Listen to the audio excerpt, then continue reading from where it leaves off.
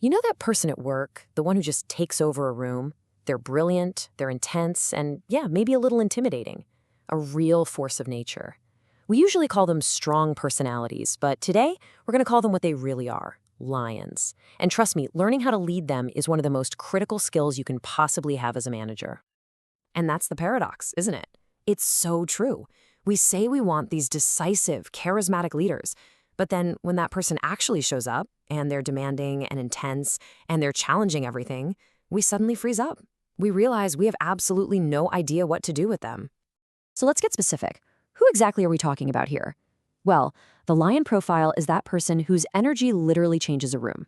When they walk in, the whole vibe shifts. They speak with this incredible conviction, and they just attract attention.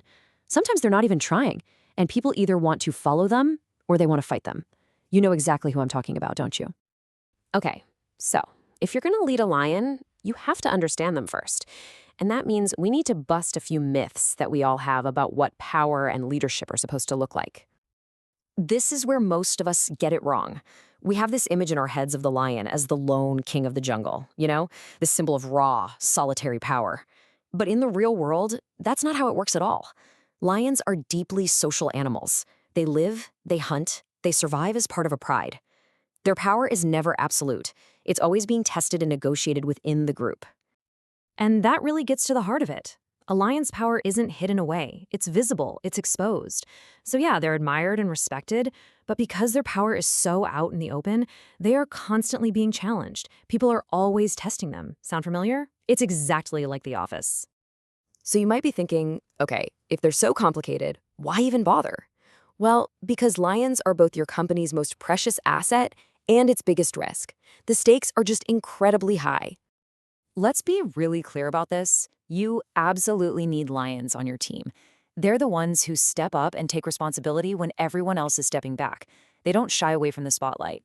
Their energy attracts other amazing talent. And in a crisis, when everything's on fire, they're the ones who hold the line. They say the hard things and they force a decision. But, and this is a big but, every lion comes with a giant warning label. If you mismanage them, it's going to go one of three ways. 1, they become a tyrant, just crushing everyone in their path.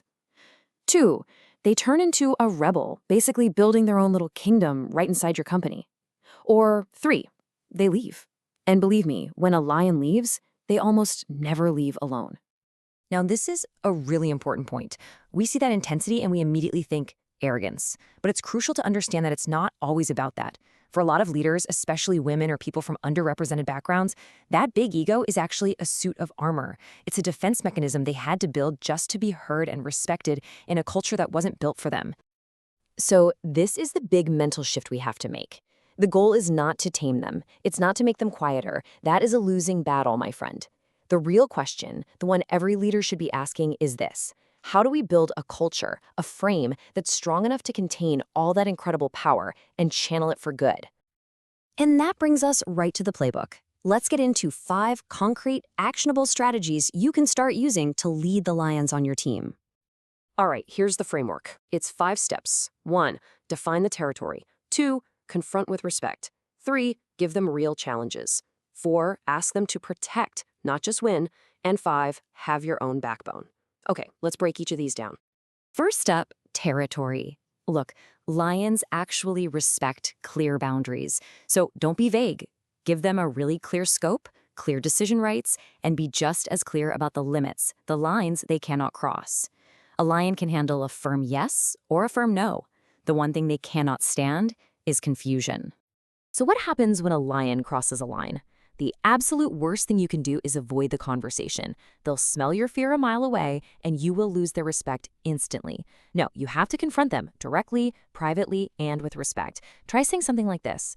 Your results are strong, but this behavior is damaging the pride. See, you're not attacking them as a person. You're just holding them accountable for their impact. Number 3, a bored lion is a dangerous lion. Seriously, if you give them safe, boring, repetitive work, all that massive energy is going to turn destructive. They'll either check out completely or they'll start creating drama just to stay interested. So give them your biggest, hardest, most complex problems. They need a real mission to stay focused. This one is about expanding their perspective. A lot of lions think their job is just to win, to hit the target. Your job as their leader is to show them it's bigger than that. Challenge them to protect the pride. Ask them to use that incredible strength to mentor junior teammates, to defend colleagues, to make room for other voices. You're turning their power into a positive cultural force. And finally, number 5, this one might be the most important of all. You cannot lead a lion if you aren't grounded yourself. If you try to appease them, you're prey. If you try to fight them, you're just starting a war you can't win. The only position that works is calm, firm, and centered. You're not their rival, you're not their friend. You are the leader who is responsible for the entire pride. All right, so we've laid out the playbook. Now it's time to turn all this insight into action and make it real for you and your organization. So, I want you to think for a second. Who popped into your head while we've been talking? Who are the lions in your world? And then ask yourself this, honestly. Are they pulling in the same direction as everybody else, or are they off building their own thing? And let's go one level deeper. Let's flip the perspective. From their point of view, do they feel genuinely led by you, or do they feel like they're just being used for their results? And here's the million-dollar question. If that lion walked out the door tomorrow, what and who would they take with them? The answer to that question tells you everything. Look, at the end of the day, lions aren't the problem. They are an incredible source of power, of courage, and they are a magnet for talent. The final takeaway is this. You don't have to tame your lions. You just have to be a leader who's strong enough and clear enough and brave enough to walk beside them.